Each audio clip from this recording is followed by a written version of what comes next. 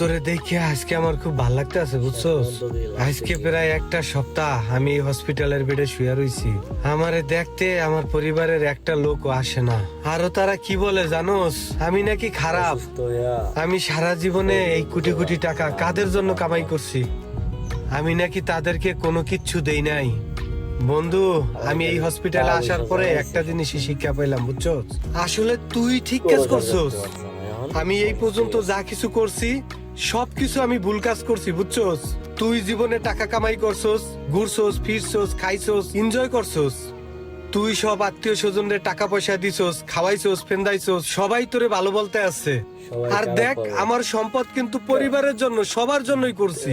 অথচ আমি একটা কিছু খাইয়ে দেখি নাই, ভালো কিছু ফিন্দা দেখি নাই।